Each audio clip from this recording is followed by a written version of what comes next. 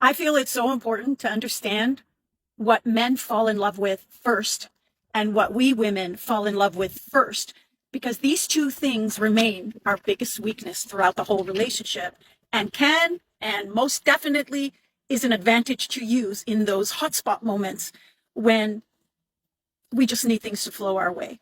Here we go. Men fall in love with first is their eyes.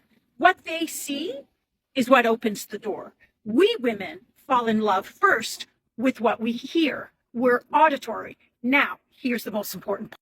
When we're upset with our guy, or he hasn't done something that amounts to all his I love yous, and his demonstration of his I love you is not at the same level, the whole reason why we still fall for it and or are confused and still feel in love but a bit perturbed is because we fall in love first through what we hear. So as long as we're arguing with our man and he hasn't done what he promised, but he throws in a word like, I miss you, in the midst of a heated argument, done. Done. We're like shot in our head, brain gone to fucking pudding. And so at this point, he can maneuver us. And that's the whole reason why we also miss things, because we're stuck on the word and we can't see shit. We can't see that this behavior is not this word. We can't see him texting this girl he just met at Starbucks, the thank her for the coffee, is not this word of I love you and you're forever mine. It's just not the word. So that is why we continually in a perpetual way fall and stay stuck, because we're like brain dead. It's like, but he said, I love you. Okay, so it doesn't make sense, but you're not prompted to act and get the fuck out. Now with a guy, same thing. You could fuck up a guy so badly and he can be furious as fuck and he can march inside the house with his fists clenched just because he's so angry, because someone saw you talking to his best friend and his best friend was whispering something in your ear. But as soon as he walks through that front door, and let's say, I'm not advocating fuck your guy or fuck your woman. Let's say it was very innocent, but this man loves you. You need to understand. He can die of a broken heart. We won't die from a broken heart, but they can die from a broken heart. I'll talk about that in another vid. But if he comes in angry as fuck and all you do is look at him, not speak, look at him as he marches towards you and slowly unbutton your blouse all the way down. Take off your blouse. Have your beauty bounce out. He will come towards you. He will look. He will drop to his knees.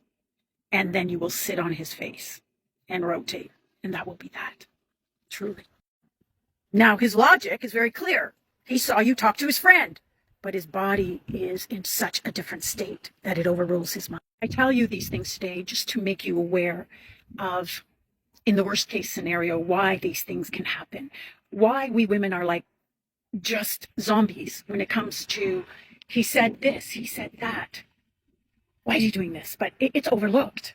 We can't even take in the demonstration of zero love because it doesn't compute with the words. That's our entrance to love. So as long as they use those key words, we will be inactive. Like we can't activate forward movement to actually go until it happens so often and you are just beyond repair. And at that point, you are just so depleted, no light, no nothing. And the same with the man.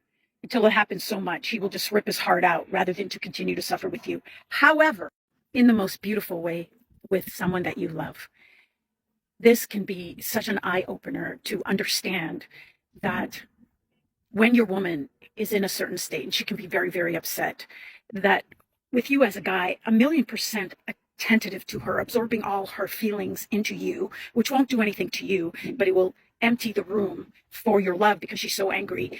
With a few chosen words, she will just, this will all melt. Whatever she's angry about, whatever she thought you did or triggered or whatever, it will just melt if you say the right words. And likewise, if you just give yourself to your man, let him have you. He is famished when he is this angry. A man is always famished for something that quenches a desire that can never be full. When you just let your man have you like a meal. I know it sounds prehistoric and all that. Women liber talk won't like this, so just keep scrolling. When you let your man have your way with you, your body, it's like his meal. It's a really sacred thing when it's done with love. You replenish both of you, and it's just so sacred. Use it wisely.